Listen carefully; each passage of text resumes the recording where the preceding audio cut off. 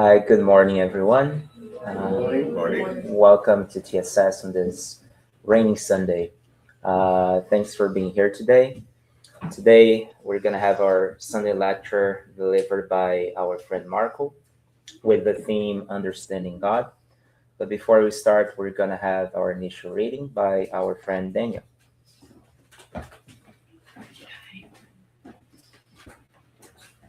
Good morning, everyone. Good morning. As usual, I'm going to read the book Happy Life, a random chapter.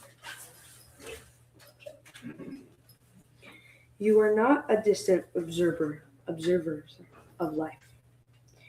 You are a member of the universal organism, invested with tasks and responsibilities. Carrying them out will lead to many successes for you. The position of a detached observer leads to erroneous viewpoints and conclusions. On the other hand, conscious participation gives the correct measure and provides a better understanding of the data at hand. Consider yourself a valuable person in the web of creation who is becoming more and more active in the Father's works and making it better known and respected. You are God's here. The universe, in a way, belongs to you.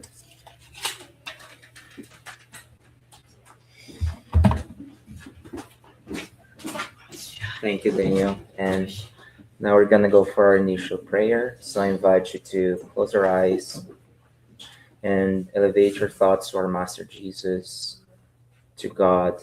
And let's be thankful for this opportunity of being gathered here today with the goal of learning the words of Master Jesus and the teachings that are so valuable to us.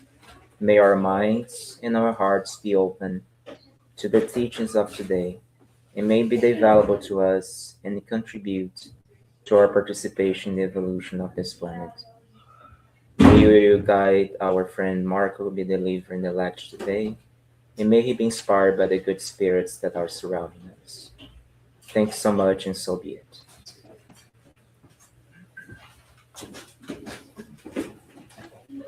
You'll do great. Good morning, everyone. All right, so it's very nice to be back here and to see all of you again, and our friends that are following us on the internet. Thank you for joining. Thank you for being here with us today. Today we're going to be talking about something. I know we've been talking about Jesus this month, some basic aspects of Gospels, and today we're going to be talking about very fundamental, very basic understandings of God and Jesus, and then Spiritism, and how we connect all of this together, right? And we're going to be doing that through some of the stories about that we hear from Umberto Campos and others, from the Gospel directly, and a little bit from science too. So we're going to try to combine all those things together to strengthen our understanding of what God is and what God means to us, not only in Spiritism, but in every religion, right? Because God is universal. God is not bound to our laws, our understanding, right? He's the source. God is the source of all knowledge and understanding, right? So that's kind of the principle that we're going to discuss today. And we're going to start with a small passage from the book Boa Nova from Umberto Campos. And this, by the way, is a great, excellent reading if you guys want to read short stories that are very impactful, right? And on chapter 19, there was this gathering. Jesus and the apostles were gathered together, and John was talking and asking questions to the master. Because this types of gatherings, they're not described, right, in the main Gospels that we get from the Bible. But as you can imagine, like at that time, they would be together all the time. So there, every minute was an opportunity for teaching, right? For Jesus to teach everybody, including the apostles, right? So John had a question to Jesus. asking about Master, sometimes I have a hard time um, establishing a connection with God. Like, in other words, like how do we do this, right? Is this something? Is like, even like, I'm not sure exactly. Should I just say thank you all the time? Should I ask for things? How do we do this, right? And see, this is not new, right? This is something we still talk about in today's world and all the different religions, right? So Jesus answered him initially saying, well, there's no way I can tell you everything, right? As you know, sometimes I have to use parables. And making a connection is very unique. It's very individualized. It's yours. It's your connection, right, with the above. So every person needs to create this road or this connection, right? But at the same time, we are co-creators, so we're part of it, right? It's inside of us. We have this little temple, right, inside of us. So it's easy to make a connection, but it's hard sometimes to sustain it, to make sure we're always building this up, right? So that's what Jesus starts explaining to him. And then they're going next day for a walk in the area near Jericho, near Jerusalem, right? And it's a very dry land, as you can imagine, like as Ambassador Campos described. This is an area that nature itself reveals itself with small sparks of beauty, right? In other words, there's little things, but the whole area looks quite dry and desolate. And then they're walking by. Jesus and John are walking by, and they see a man digging, right? And he's digging in search of water, as you can imagine, like a desert, right? So it's a place where water is precious, right? I know it is in every place, but especially in places like that where there's no water around, right? So Jesus starts talking. Then, do you see this man, right? Let's talk to this man. And then the man was digging through, trying to find water, and clearly working very hard to do that, going through rocks and sand and the heat and not finding water. And then the man answers them and say, yes, I'm digging, I'm working my way, and I'm happy doing this. Rain here is very rare, so we have to do something, right? We can't just be waiting for it, the man says, right? And then Jesus takes that moment to teach something that's really important. He talks about connection and then what we do, right? So Jesus turns to John and says, see, John, the rain is a divine blessing, right? Coming from above and directly touching and changing everything, like the landscape, the people, right? Our health, right? It's precious, it's important, it gives life. So that's what comes, right? The dry land you see here represents the human soul, most of us, right? It's a place that has potential, but it's a place that needs constant work, right? It needs to be worked. It needs to be prepared. It needs to, to be part of that transformation. And in many cases, the rain comes, and unfortunately, there's no growth out of it, right? And the worker represents us, the Christians, right? The Christian worker is the person who, knowing that, I have to work to achieve something, right? It's not just sitting idle, right? It's just not waiting for the rain that will come one day, right? But we ourselves are the ones digging through the rock and doing hard works to, get that connection with the source of life, right? That's represented by the water. And while they were talking, the water finally broke through the hole the man was digging and filled the entire hole.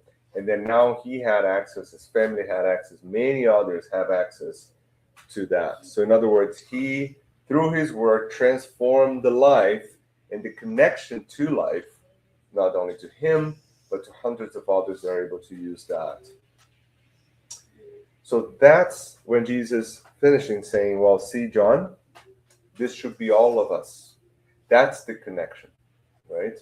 The connection is not only just saying empty words and, saying beautiful things.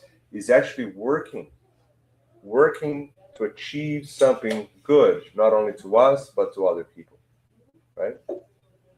So in summary, Jesus was teaching us a message, and again, teaching, I can just imagine, like walking beside Jesus, and every single thing around will be an opportunity for this incredible teachings, right? But he was telling us that if you really want to make a very strong connection with the Creator, you have to work through the laws that govern our creation, right? The law of love, law of work, right? Law of progress, right? So we have to actually act, right? So that's what Jesus is telling us. And Jesus was the prime example of that. So when we're here in Spiritism and we're studying Jesus, right? What we're doing is that seeing someone who is representing not only by his words, but through his actions and thoughts, what it means to have faith and to love God and to to connect. How many times we find ourselves in a place where we feel that God abandoned us, right? Somehow, right? That all these things are happening, and we in Spiritism say, oh, there's an obsession. I don't know, right? Someone is doing something, right? But not us. Like, for me, no, I'm perfect. I go to Spiritist Center every Sunday, right? like, I fix the thing here, connect the cables. I'm doing good. It has to be something else, How many times, like even in other religions, right, that believe in punishment, right? So they will go in and say, I'm being punished by God, God is like whacking some sort of mystery rays into me that make me feel the pain, we have a kids, I don't know if we have a kids group in here if you guys want to have the kids in there. Yeah, they're here. If you wanna try it out, okay. Yeah, come on in. Yeah. It's okay if you guys can stay. It's totally fine. You can stay or you can go. It's totally fine, whichever you feel comfortable. Okay.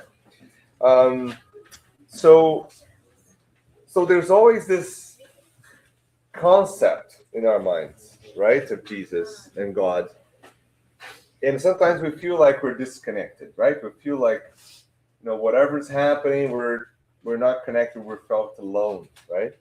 And very few times we look at ourselves and think, so what am I doing, right, to feel this way? So that's also why the idea of the worker, it's so important. But interestingly enough, the God's blessings, right here, God's blessings are continuous, they're constant, they're endless, and they keep coming. So most of the times that we feel we're disconnected or we feel like, God is punishing us or something like that, very often we're the ones that are not establishing that connection, right? We're the ones that are sheltering ourselves or hiding or blocking it, right? Or creating scenarios where we feel, that sensation that things are not happening the way we feel like happening, right? And that's always a time for reflection. And it's always a time for us to rethink what it means to have faith, right? And to connect to God. And what is God? Right? Particularly if we come from traditions where God is some sort of the super powerful being that can punish people, that's harder because then we have to make that image disappear first so we can build the God that is true, completely powerful, peaceful love, everything good, right? It's a difficult transition sometimes. And there are some books that can explain this in such a nice way. For example, we're studying this book, Planetary Transition. We do it every Monday night online. And that book, for example, shows how hard it is for some individuals who discarnate or die, right, in our physical world. And when they go to the other side, if their beliefs are beliefs or heaven and hell kind of things, like, oh, I'll go to hell or I'll go to heaven, depending on what I've done, how hard it is to remove those ideas from them and allow them to understand that when we discarnate, we're still ourselves and we still have to do things right and we still have to deal with our mistakes and life goes on, right, in the spiritual world. It's challenging. So understanding God is very important.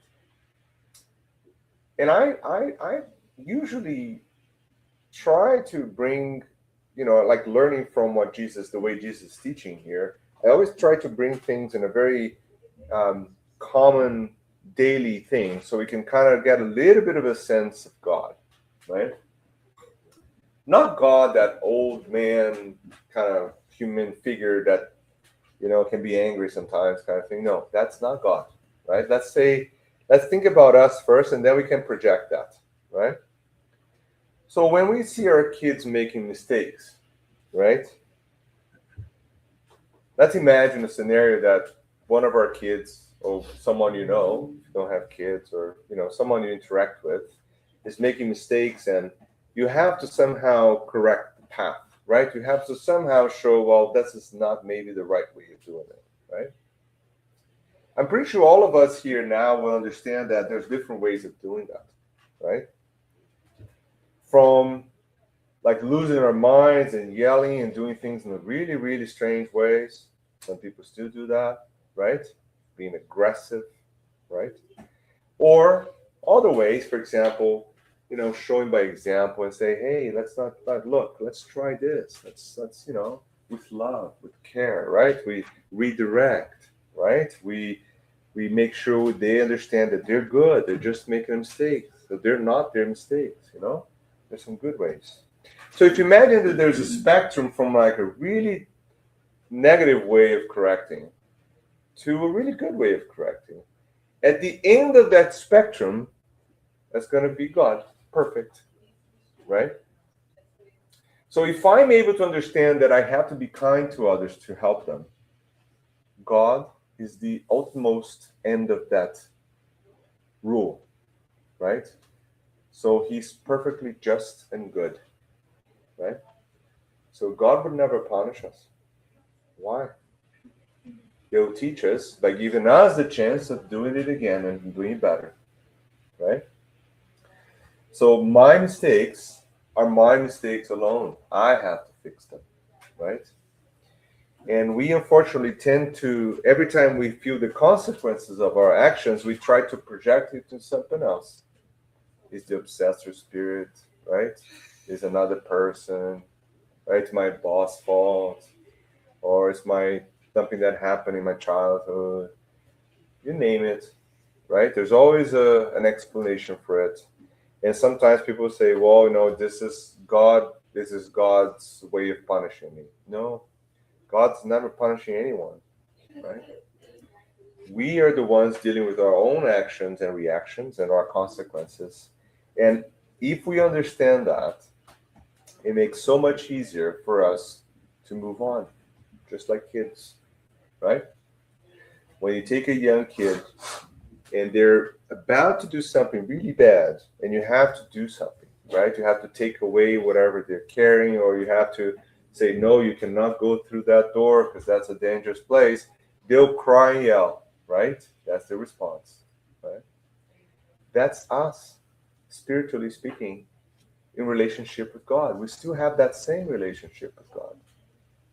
Whenever we do something and obviously what we're doing is not a good thing and we're kind of slightly nudged to not do that, we're going to rebel against the world. Say, no, oh my God, look, God's punishing me, this is so much suffering. I can't take this anymore. Not realizing that it's just a consequence of my own action, right?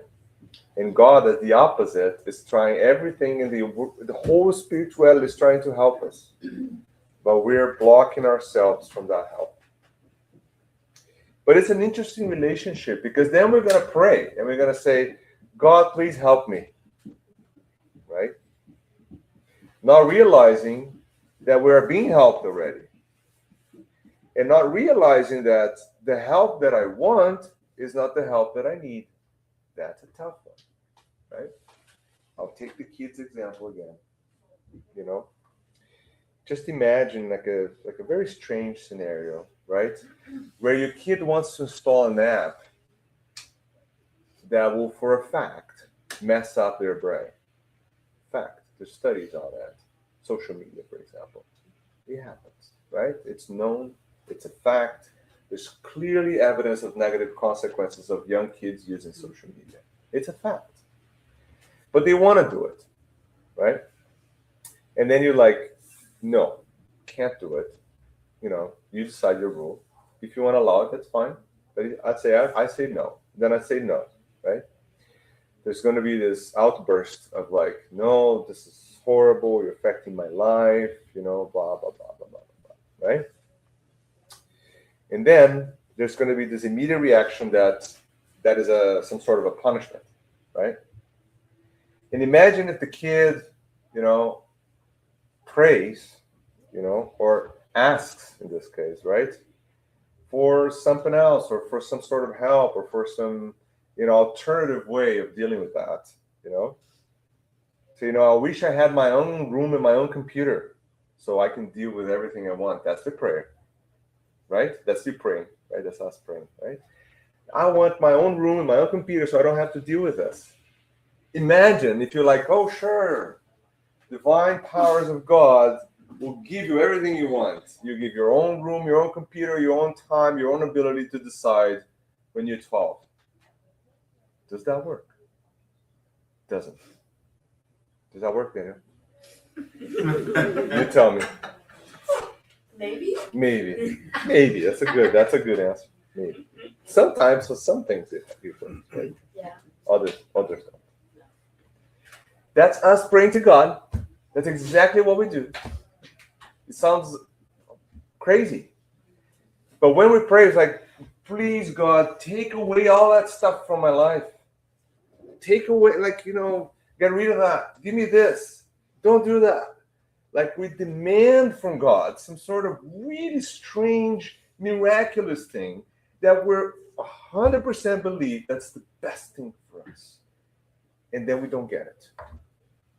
Right? Right, Daniel? You asked and I said no. What happened after that?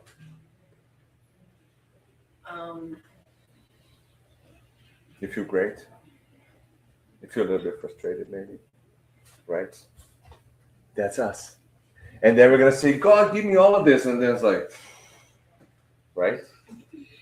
And they're like, oh my God, God hates me, you know.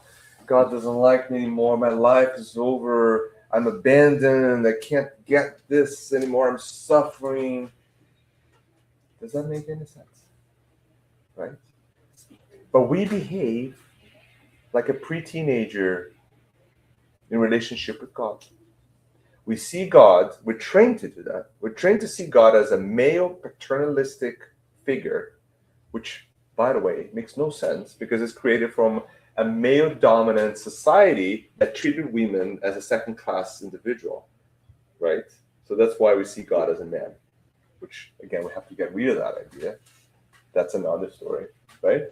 But we see God as this some sort of kind of male old individual figure, and we behave like exactly like that. We behave like we're the kids asking for dad for things that we cannot have, and then we don't receive it, and then we get upset, get frustrated, and then our faith collapses like criminals. Then I don't have faith anymore, right? Because my faith hangs on things that are unrealistic, right? So breaking that paradigm is something so critical to understand God. So that's the whole concept of today, right? Starting with the basics, starting with understanding that God is not an old dad, right? God is perfect. God is beyond any of our understanding of humanity. We can't even, so much so we can't even describe what God is, right? It's not a person, it's not energy, it's not power, none of those, because those are all created by God. I can see God through the creation, but God is not the creation, right? Like whoever painted those beautiful paintings in the back of the room, they're not the painting, right? I can see the skills, right, of someone, but they're actually not the final work. That's another problem with God, because we try to somehow believe that God is contained within its own creation, which makes no sense, right, if you think about it. And God not being this dad-like old figure, right, with long beard and superpower for raising their hands kind of thing, makes it a lot easier for us to understand that if God is perfect, and that's a principle, right? He's supremely just and good and perfect, and you one. No matter almost every religion that believes in a single God, that's obvious. There's no argument, right, about this. So much so that when Allan Kardec writes the gospel, that's the first thing he says. That's it. I'm not here to describe technicalities of history about what's going on, right? I'm here to talk about principles of love, which are universal, right, and come from one source, which is God, right? If we understand that we can forgive and we can teach a kid in good ways without punishing them, so God can do that an infinite amount of times better than me, right? So all that concept of punishment has to disappear from our minds. That's the first step, right? If God is indeed perfectly, supremely just and good, then everything God does is to support us, right? Is good for us. So when we don't receive what we really, really want, it's because we should not receive that. That's obvious. Like same thing I do with my kids, right? They may believe that that's exactly what they want and this is perfect for them, but I know it's not, and I'm not going to give it, right? And that's okay. It's part of learning, right? So that's the relationship we have, right? And if God is perfect, which we believe it is, then the rules cannot change, right? Because if you change a rule, then the rule was not perfect to start with, right? It's another concept. Because changing rules in the middle of the game is a human thing. It's not a God's thing, right? We change the rules all the time. Why? Because we're still learning how to make rules, right? So we make a rule that doesn't work at all, and then we go there and change it again and try to make it better, sometimes make it worse, and then we learn again. So humanity goes into this multiple little back and forths, right? That will eventually lead to us knowing more, right? But God doesn't do that because God is perfect. So the creation is perfect. So God created the law of gravity that governs all the relationship of all the bodies in the universe. Perfect. That's a perfect law. We don't need to change the law. We learned it through our own science, right? But it was already written and created, right? And it's perfect. There's no change to it, right? So question number 1 of the Spirit's book is, what is God? That's a tough one. Right? Humanity has been trying to answer that question forever, right? And we're still not close of understanding it. But the spirits are going to say, God is supreme intelligence, first cause of all things. So if God is the first cause of all things, it comes to the concept of cause and effect, right? For every effect, there has a cause right before it. So if you see creation, universe, everything you look around that you see, oh, I have not created that, as humanity usually does, then by a fact, there has to be another cause for that. And then the Spirit's answer, in a way that's very easy to understand, is that, well, if you trace back in history everything, every fact, there has to be a single cause that generated all of those things, right? So that's God. See, it's not man, human, woman, this, energy, light. No, none of the descriptors are used because those are all part of creation, right? So what proof do we have of the existence of God? That's question number 4, Spirit's book. The axiom which you apply in all your scientific research. There's no effect without a cause. Search out the cause of whatever is not the work of man, and the reason will furnish the answer to your question. That's another very interesting way of understanding God, because even myself, when I started in Spiritism, I come from a 100% scientific background. That's all I do. That's my work. I go to, that's all I do every day, right? And I always had a hard time picturing and understanding concepts like God, right? And this indeed helped me a lot solidify that and strengthen my faith, which is now I can picture this as almost like a scientific question, right? And someone in science is going to say, well, God doesn't exist. I have all these rules that explain everything. That's true. But that in itself is almost a proof that there's something that created all of that. Many people in science have that same question. Like even Einstein is reported to say that in a long time ago, that the fact that the universe is so comprehensible and followed by a small set of rules in itself is strange, right? And it points out to some sort of a single unified cause for those. The fact that I can derive mathematical equations that explain almost every relationship of every single type of matter universe, like the law of gravity, is in itself very strange and unique, right? If the universe was indeed created completely by chaos, right, randomness, right, creating a single unified rule out of chaos is very counteractive, like it's very strange, may not be impossible, but it's something that is very unlikely to happen. And in Spiritism, they bring this exact same concept to God and say, well, if you look at all the facts, so in other words, everything around us, and the fact that we can actually quantify and create rules that govern all those interactions, that in itself is a very strong support for God, which we don't know exactly what God is, but God being the creator, right? And if God is the creator, now our relationship changes even more, because now we are some sort of co-creators. What does that mean? Because we have the ability to change things, right? We can change our own home, the planet Earth, right? We can build things, right? So we're taking what the universe provides us and we're reusing it in ways that support our survival through science, right? So we're co-creators, right? We're co-creators by changing the world, but we're also co-creators by helping each other improve and grow, right? So we work in sync, right? We have free will. We have the ability to decide what to do.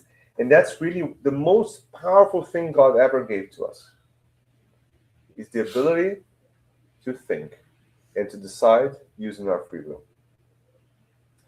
That creates two things. It creates an enormous potential for us to grow spiritually, morally, and also creates an incredible opportunity for us to fail, right? Because now we have the decision. It's us, right? But the way the humanity has grown and learned so far is uniquely supported by this ability of deciding freely or partially freely, right? What we can do, right? That's a very interesting concept, so we're going to get back to it. Okay?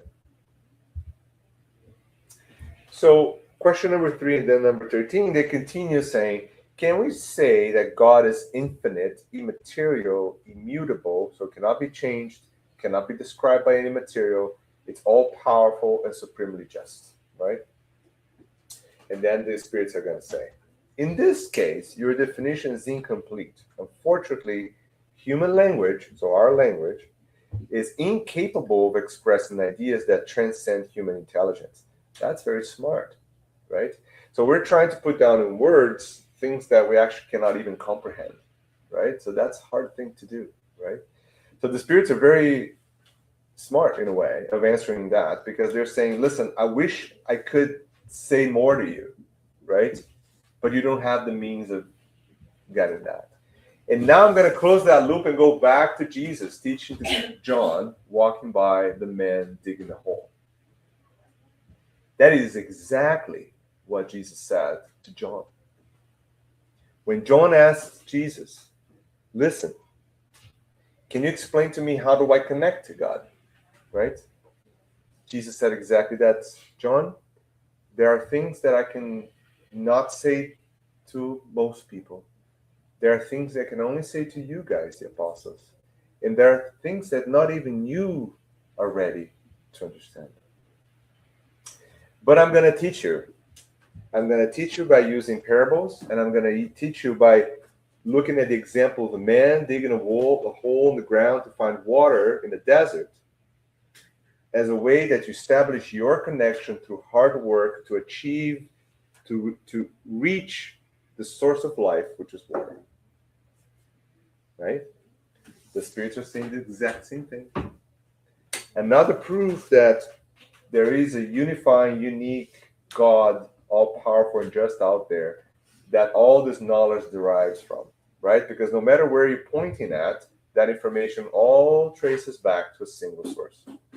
And that happens in almost every religion, with different names, with different dogmas, with different concepts sometimes, but the essence is the same.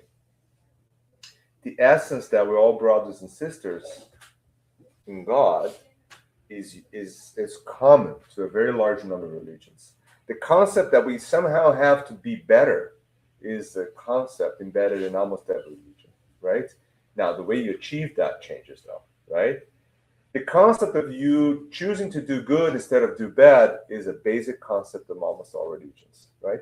The concept of having something above us, which is somehow more powerful than us, that somehow is involved in creation, is also a concept of almost every religion, right? Those are unique, and they're spread all over the world in different traditions, in different ways, right? So as this one, right? There are things that we're not ready yet to understand. But then the spirits continue. Nevertheless, you should understand that there are things that transcend the intelligence of most intelligent person. Things your language cannot define because it is limited to your ideas and your sensations. Right? And that's the Spirit's book, question 3, and then question 13. Okay? So so what is God then? Right? Because we're talking about what is God, we actually haven't answered that. Right? So we cannot describe God directly because we don't have the means or understanding to do that. But in the Spirit's book, Allan Kardec will summarize that in a way that it makes it a lot easier for us to understand. So the first is God is eternal. What does that mean? So if God had a beginning, neither God would have had sprung from nothing or would have been created by something. Right? So imagine that. So God cannot have a beginning or an end, right? Because if it has a beginning, it was created by something, right? Or we've had created by something that was there before, right? God is immutable. And that's interesting because if you believe that God is perfect, then immutability is part of perfection. In other words, if you reach a level of perfection, there's no change needed anymore, right? And if God was able to change the laws of the universe to address your prayer, then the universe would collapse, right? Because the stability of the universe depends on the perfection of the laws, right? Because we ask that sometimes, right? We ask We ask God to bend the laws so we can kind of escape from our consequences all the time, right? Yeah, we do that. I do that all the time. God is immaterial. Why? Because, well, if God has some sort of material to it, some physical facts, then it would be part of its own creations, which does not make a lot of sense, right? So God differs from everything we understand, right? God is one, and he cannot be subject to transformations of matter, right? So God is all powerful, right? Because God is one. If it was not powerful above all else, it would mean that there was some sort of a more powerful individual or equally powerful individual that will create imbalance, right? Imagine if one God said no and the other God said yes, then we'd be in trouble. Right? That would be very difficult. It would mean that God might not have created all things, for example, right? And those, so one God would create some certain things, and the other God would create different things, and each one will be in the different rules.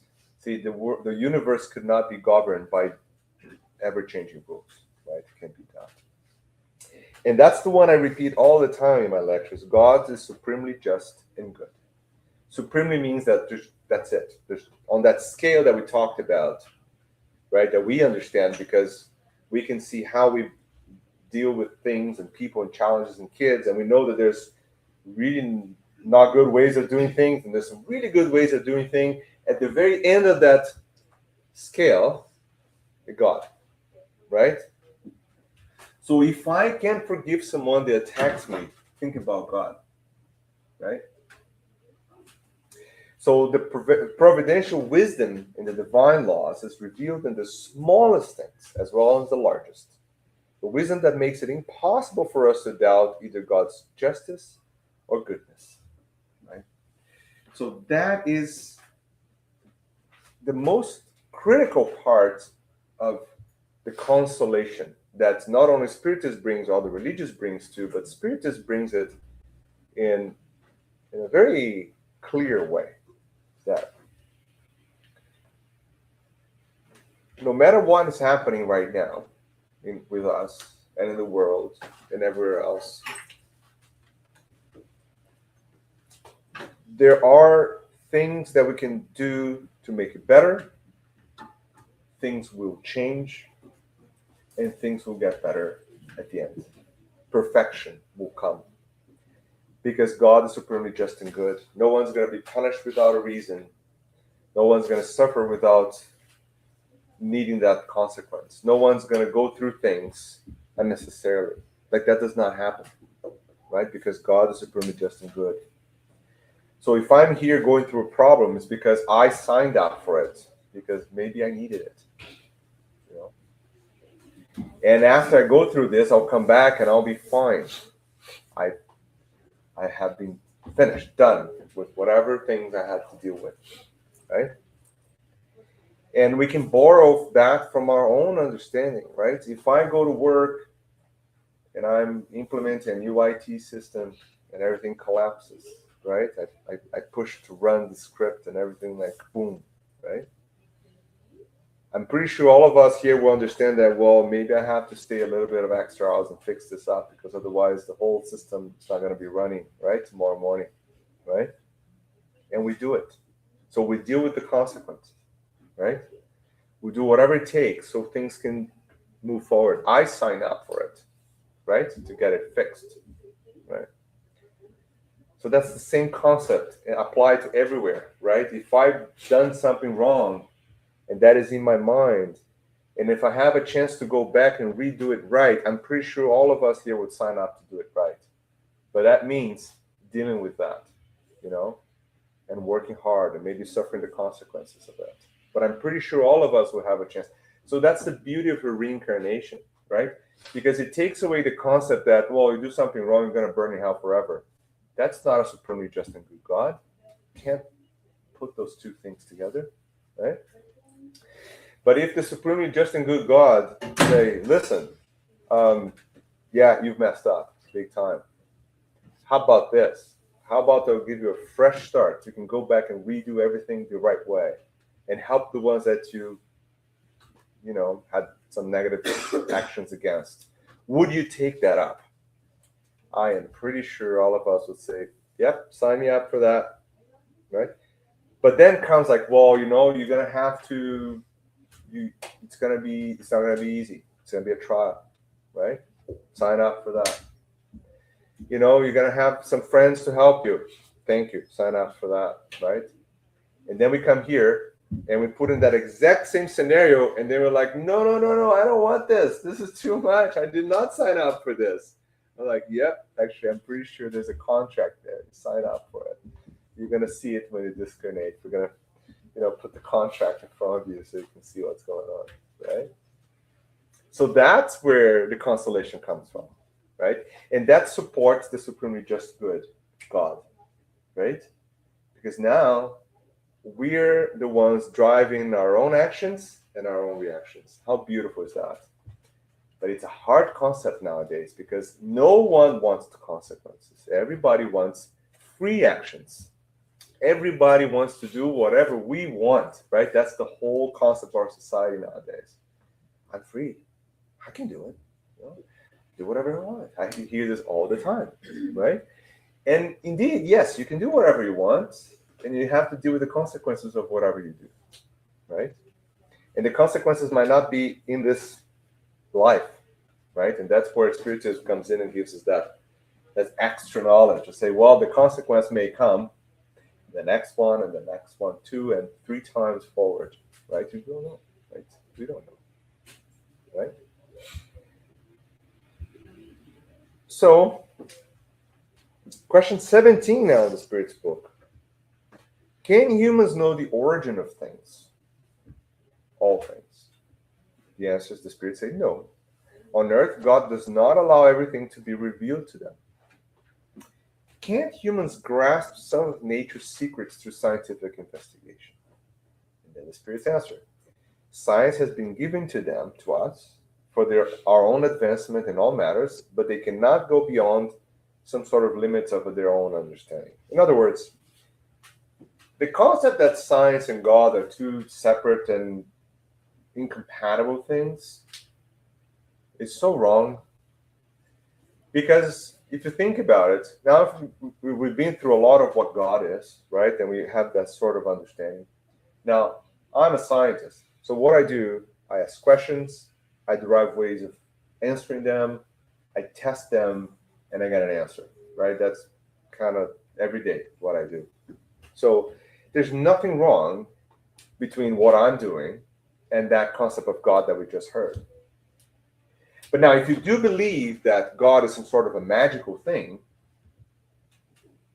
that defies the laws of the universe, then we're going to have a problem, right? Because science will be in conflict with some concepts of God out there that are very difficult to put together. Like if you really believe that God created humans by taking a rib of someone and kind of creating another person, then that's going to be a very difficult one to unite with science, right? But if you believe that all those stories are meant to teach things that people cannot understand, and they're absolutely creative stories to explain concepts, then you're fine, right? You can take the whole Adam, Eve, you can take the whole 7-day creation of the universe and understand that all of those are basic concepts to individuals who had no understanding whatsoever of science. But in a way, they're used to teach how things were created.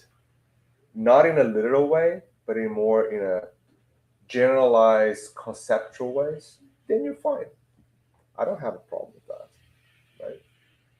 But of course, now we know by science that, the universe was created through, at least the one we live right now, which we don't know, was created through some sort of very intense explosion due to this aggregation of matter that reached the critical point. Then the whole matter was shoot out in the universe through an explosion, and then we're still expanding, and that's how everything is governed through a single rule of gravity.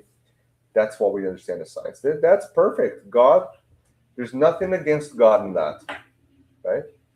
Because now we know that God happened before that, created all of that, and set the rules for that to happen, and it doesn't have to change them. It's not part of it, right? So that's perfect.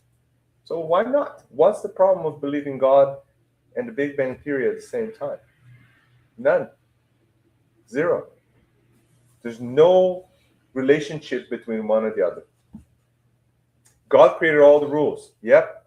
So all the rules that we're mathematically deriving today had a source, right? That's the whole idea. Now, some people in science will say, well, no, that was created by complete randomness, which is, yeah, it's a mathematical way of explaining things we don't know. Just say that, by chance, anything can happen, right? But indeed, there's going to be a day that we're going to have tools and equipment that will start to understand things that our current tools and equipment cannot, right? All the types of matters, all the types of energy, all the types of concepts that we cannot even detect. And when I say this, I always get a question. I got someone answer, but we have all the tools. Like, no, we don't.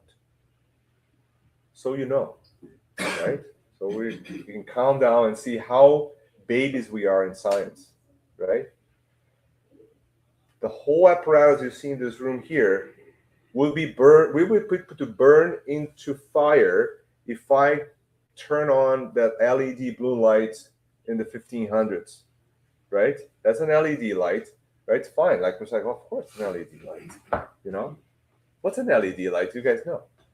It's a really interesting concept, right? That you can actually turn that little diode and makes visible light out of it in a particular wavelength, right? Can you imagine if that happened 300 years ago? We're talking about 300 years, right? We're like, oh, but now we have all sorts of detectors. Well, radiation, all different types of radiation, their non-visible radiation has just started to be discovered 50 years ago, right? But we think we know everything, right? And then 100 years from now, someone's going to realize that there's like 5 million different types of energy, whatever it is, out there. And you're going to look at us and say, oh, those guys are babies. Look, like, we're here like, oh, we know everything, We know nothing, right? Every day we discover something completely new. And, we just realized, we tested now, we finally were able to use the accelerators in Europe, right, the largest one, to show that the bosons, they do work, and they represent the weight of all matter, and you can isolate them from the nucleus. We didn't even know they existed 10 years ago, right? And we're, even the existence of the nucleus, like, we think, oh, we know so much. We know nothing. It's an empty space, right? All matter is basically an empty aggregate of electrons running around some positive charges. Think about that. That's all we know about matter. If you touch this wall, it's like, oh, this is a wall. Yeah. No. It's just like a bunch of atoms lining up together. And between those atoms, there's spaces bigger than the city, proportionally, right? So God is perfect. God is supremely just and good. God is immutable, immaterial, is eternal, and created everything. And if you really think carefully about all those concepts, and if you abstract yourself from things you learned from the past that you still carry on in yourself that clash with those concepts, then you finally have true faith, right? Faith. That is, you can throw at it anything and it still stands, right? That's the faith that Spiritists want. That's what Kardec said to us. That's unshakable faith. That is the faith that you can bring up upon any discussion, and that's all fine, right? And that's what they want from us. That's what we need, is to grow inside of us faith that does not crumble on stress, on a trial, on a science concept, or a war, or things like that. Yeah, things can happen, guys, and things will be more chaotic now than what they were last year, until we reach past this stages of evolution, and we finally get to regeneration, and we finally get to perfection. And then things will be a lot more peaceful. And maybe we're going to be there. Maybe we're not going to be there. We don't know. But we're all heading to perfection. Okay? And our faith cannot fall under those stressors of life. Okay? So I'd like to thank everyone for this very philosophical and conceptual lecture today. If you guys have any questions, any comments, I'm happy to take questions now. If there's someone on the internet, no? Is there anything there? Just a comment. Attacking people is self-destructive. It's like giving away your stuff or your soul. Okay. And then the same person, I don't know who it is, did another, I don't know if it's a comment or it's a question. I find myself wondering if the rib that God symbolically took from Adam is the same rib that Longinus pierced with his spear. Not sure if I understand that, but those are all really conceptual images, right? These are not real things that happen, right? We know that humans are created through a process of physical evolution just like any other animal, right? There's no difference. We're not different than any other animal. Actually, our genes, believe it or not, our genes are almost identical, 99.90 something percent between all of us. So, you know, we're all the same, right? And between us and other mammals, the difference is surprisingly tiny, right? And no matter how we look, the difference is set for a cluster of 10 genes or so, you know, to look white or black or like you have curly hair or not. There's like a tiny little cluster of genes that regulate that. So we're all the same, right? So, and yes, we're not created magically. We're created by a very organized process of evolution that happened on this planet, and I'm sure happened in other places in the universe. And one day, this life existence as physical bodies like this will also disappear because our planet will eventually change, that will not sustain life, and we'll continue living in another way. So all good. God's perfect. Remember, completely just and good. Yeah, good. Any other questions? No? Yes. There is a concept of physics. Yeah. That says that, and between physics and mathematics. Yeah. That it's very difficult for you to understand a set conjunto. Yeah. Once you are inside the set. Oh yeah. Yeah. So this doesn't mean that you should not keep trying to understand all the elements inside that set. Mm-hmm. Because that's what science does, right? But there is a limit. Yeah. And physics is trying to prove this limit. And Yeah. what I think it's completely beautiful, actually. Yeah. Then I asked my dad, Dad, how do you understand God? How do you pray? Yeah. And my dad, that was a very humble man, he mentioned, I always pray for a tree. Because tree, for him, Yeah. is a picture of nature. Okay. Something to pray to God. Yeah. by God. Yeah. I think actually it's to concatenate those two elements. Actually, it's very beautiful, right? Yeah. So, I think simple all we concept. have to do is to identify what give us Yeah. the something that is meaningful for us. correct. Right. Yeah. And it's interesting because that concept is so interesting because theoretical physicists have been driving the knowledge of humanity for a long time. And you have the spirits that come sometimes, they have obviously their spirits equipped with an incredible ability of intelligence and all that. And they come and they derive equations that prove concepts that takes us sometimes 30 years to actually create an experiment and prove it, right? And we have that going like it's ongoing, you know. So now we're catching up to some of the concepts of time and gravity and space that, you know, were already knew by Einstein and others, right? Some concepts of relationship between the atom and, you know, other components of the atom that were all theoretical. Like these are people that, like I said, go outside of the box, right? Because they'll go like, okay, this set of rules, okay, I know that. I'm going to derive an equation that is outside the set of rules. And it's so, and that's those leaps that we see in science, right? And it's incredible. But in the end, the concepts are very simple, as you said, right? God is, it's your connections, unique, right? It's something that it's difficult to explain, but it's easy to feel, right? So, and it's, yeah, that's a beautiful concept. Yeah. Good. Okay. Perfect. Okay. So thank you all. That's all we had for today. We're gonna get ready now for our passes. Okay. And I want to say bye to all our friends that followed up with us on the internet. And the passes are just transfusions of good energy